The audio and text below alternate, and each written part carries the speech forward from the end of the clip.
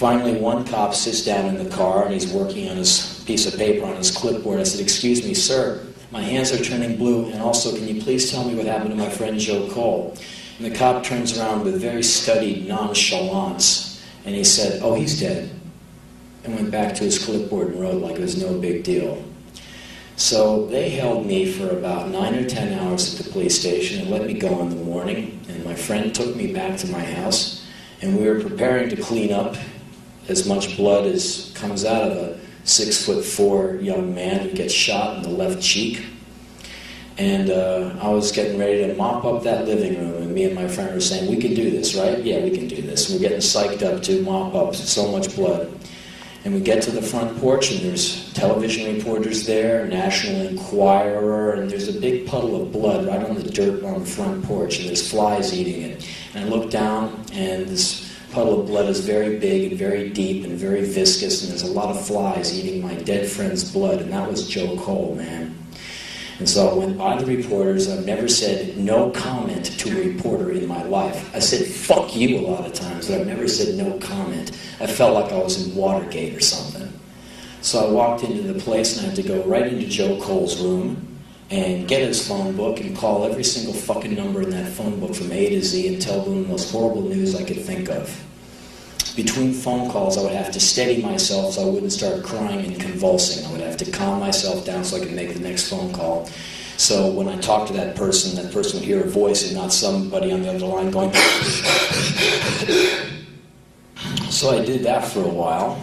And then it took us a couple of days of frantic moving, and we moved every piece of furniture and gear out of that house and threw it in a storage space. And I lived in someone's office for a few weeks and went on tour. And I'll tell you what, man, all that talk about kill a motherfucker like it ain't no thing and all that tough gang-banging shit, you know what? I think it's fucked up and stupid.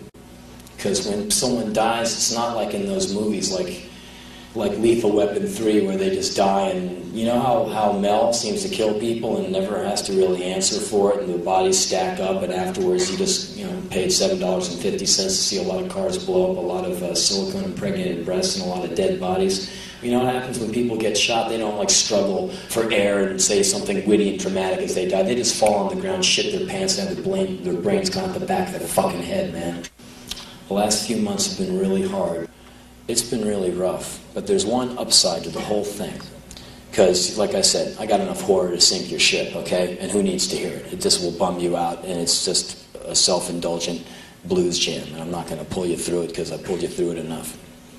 There's one good thing that comes from this. When something this powerful happens, there's a powerful lesson you can get. And here's what. I'm not trying to say I'm some goody-goody, oh, I love you all, that new wave shit. But look, I don't know many of you people. I don't even know how many of you are here tonight, but I'll tell you one thing. I like all of you, all right? And I don't like all of you like I want to move into your house. I want you to come over and hang out with me and shit. But I like you. I really do. And I'm really glad you're here. Not because you paid whatever to get in here, because you're alive. And I don't even know you, and I love your life because you got one. And if Joe was here now, he'd be here, but he's not. And I don't believe in an afterlife. You step on a bug, it dies. I shoot you in your face, and you die, and you don't come back. And that's my belief, okay?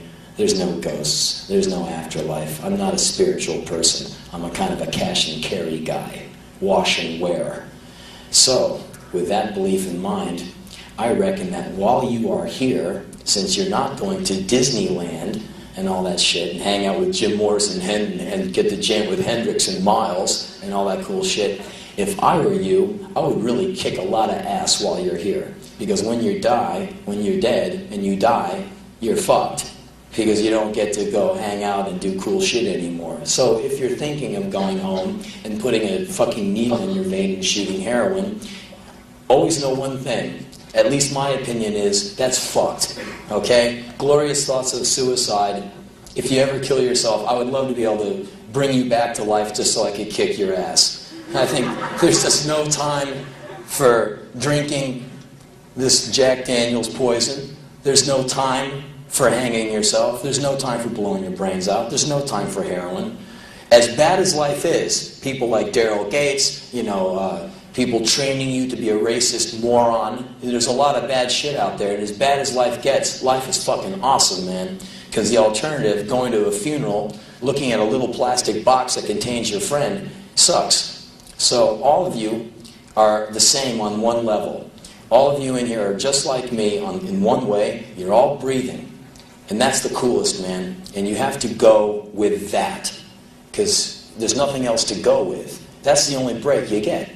You get to live tomorrow. You get to go on. You get to move forward. And it might not seem like much, but for me, it's right now, it's all I'm hanging on to. And it's all I've got going. And it's what I'm going to stick with. So, on that note, I just want you to know that I hope you had a great fucking time tonight.